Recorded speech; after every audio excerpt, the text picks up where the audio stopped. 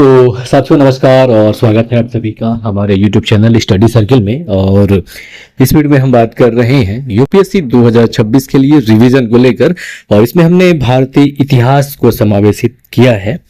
और देखें, जो पहला प्रश्न है, हमारा पहला प्रश्न है कि निम्नलिखित में से किस कारण से 1865 के बाद ब्रिटेन को भारतीय कपास का निर्यात लगातार घटता गया। पहला विकल्प है कि ब्रिटिश सरकार द्वारा भारी निर्यात शुल्क लगाए जाने के कारण, या अमेरिकी गृह युद्ध का अंत हो जाने के कारण, या भारत में रेल का विस्तार हो जाने के कारण, या ब्रिटिश अधिकारियों द्वारा बंदरगाहों पर कब्जा करने की वजह से। तो यहाँ पे मतलब इस वीडियो में या फिर ये जो क्रम चलेगा एपिसोड का, इसमें हम डिटेल्स नहीं देंगे। तो इसका जो सही विकल्प है वो ख हो जाएगा कि अमेरिकी गृह युद्ध का अंत हो जाने के कारण 1865 के बाद ब्रिटेन को भारतीय कपास का निर्यात जो था लगातार घटता गया, क्योंकि 1865 में जब अमेरिकी गृह युद्ध का अंत हो गया था तो वहां पे कपास का उत्पादन ज्यादा होने लगा। ठीक है, तो पहला सही विकल्प यहाँ पे हो जाएगा, यानी नंबर 1 का ख विकल्प, अमेरिकी गृह युद्ध का अंत हो जाने के कारण। दूसरा अगला प्रश्न है, प्रश्न नंबर 2 कि संथाल विद्रोह के संदर्भ में निम्नलिखित कथनों पर विचार करें। पहला कथन है कि स्थायी समझौता की शुरुआत उन कारकों में से एक थी जिसके कारण विद्रोह भड़क उठा। दूसरा कथन है कि यह विद्रोह शुरू में महाजनों और जमींदारों की गतिविधि के साथ साथ दमनकारी सरकारी अधिकारियों के विरोध के रूप में उभरा था। तीसरा कथन है कि विद्रोह के बाद संथालों के लिए संथाल परगना नामक एक अलग प्रशासनिक इकाई बन गई। बताना है कि इनमें से कितने कथन सही हैं, केवल एक, केवल दो, तीनों, या फिर कोई नहीं। तो यहाँ पे पहला, दूसरा और तीसरा तीनों कथन सही हैं, इसलिए सही विकल्प यहाँ पे ग हो जाएगा, तीनों।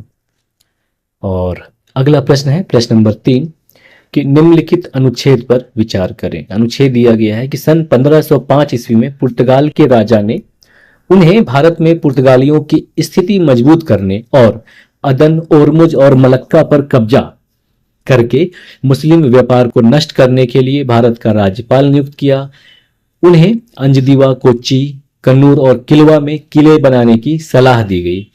उनका उद्देश्य पुर्तगालियों को हिंद महासागर का स्वामी बनाना था। उनकी यह नीति ब्लू वाटर पॉलिसी या कॉर्टेज प्रणाली के नाम से भी जानी जाती थी। अब ये बताना है कि उपरोक्त अनुच्छेद में वर्णित जो व्यक्तित्व है उनमें से किसके संदर्भ में यह वर्णन किया गया है। विकल्प है Pedro Alvares Cabral, Alfonso de Albuquerque, या फ्रांसिस्को डे अल्मेडा, या नुनो दा कुन्हा। तो यहाँ पे सही विकल्प ग हो जाएगा कि यह जो अनुच्छेद है असल में फ्रांसिस्को डी अल्मेडा से संबद्ध है।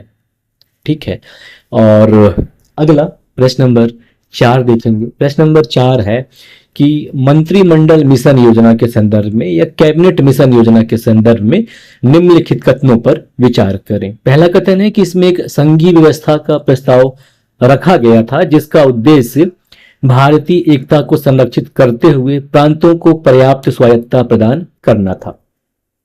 दूसरा कथन है कि भारतीय राष्ट्रीय कांग्रेस और मुस्लिम लीग दोनों ने इस योजना को खारिज कर दिया। अब बताना है कि इनमें से कौन सा या कौन से कथन सही है।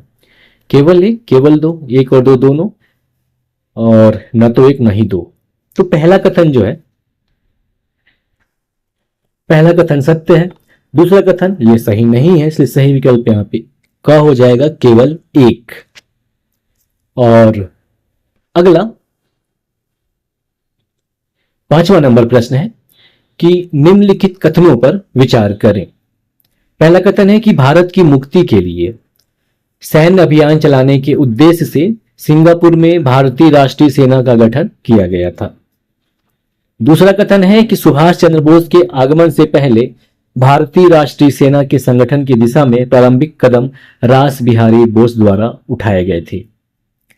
अब ऊपर जो कथन दिए गए हैं इनमें से कौन सा या कौन से कथन सही है या है। केवल एक, केवल दो, एक और दो सही नहीं है बताना है। केवल एक, केवल दो, एक और दो दोनों, न तो एक नहीं दो। ये जो पहला कथन है यह सत्य है।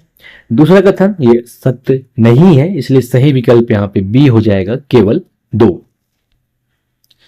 और अगला छठवां प्रश्न है कि बंगाल में क्रांतिकारी आतंकवाद की वकालत करने वाले समाचार पत्र संध्या और युगांतर की शुरुआत किस घटना के तुरंत बाद हुई थी? असहयोग आंदोलन, सविनय अवज्ञा आंदोलन, स्वदेशी आंदोलन या भारत छोड़ो आंदोलन?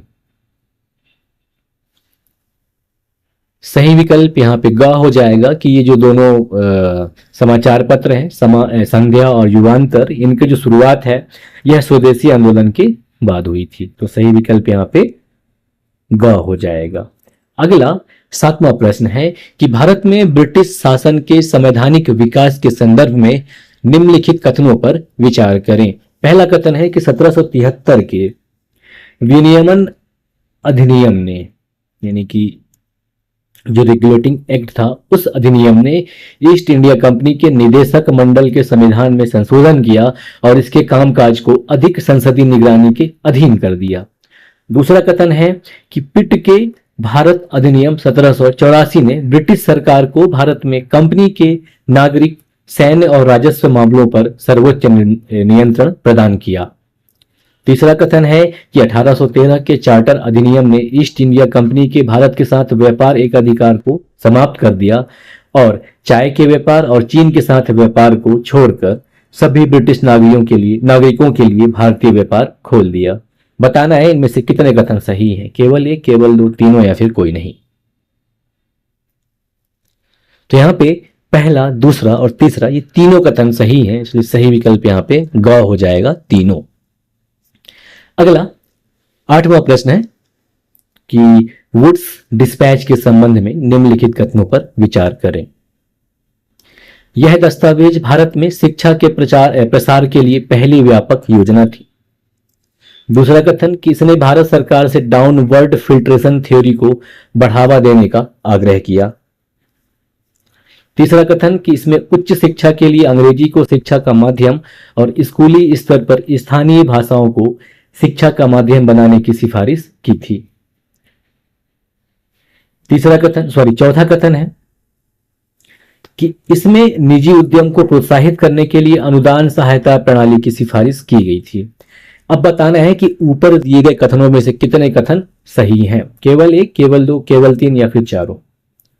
तो पहला कथन कि यह दस्तावेज भारत में शिक्षा के प्रसार के लिए पहली व्यापक योजना थी, सही है। दूसरा कथन कि इसने भारत सरकार से डाउनवर्ड फिल्ट्रेशन थ्योरी को बढ़ावा देने का आग्रह किया, तो ये गलत है। तीसरा कथन कि उच्च शिक्षा के लिए अंग्रेजी को शिक्षा का माध्यम और स्कूली स्तर पर स्थानीय भाषाओं को शिक्षा का माध्यम बनाने की सिफारिश की थी, यह सत्य है। चौथा कथन कि निजी उद्यम को प्रोत्साहित करने के लिए अनुदान सहायता प्रणाली की सिफारिश की गई थी, यह भी सत्य है। तो पहला, तीसरा और चौथा सही है, इसलिए सही विकल्प हो जाएगा ग, केवल 3 कथन, यानी कि पहला, तीसरा और चौथा सही है। ठीक, तो इसमें इतना ही, बाकी अगले वीडियो में, तब तक के लिए नमस्कार, जय हिंद, जय भारत।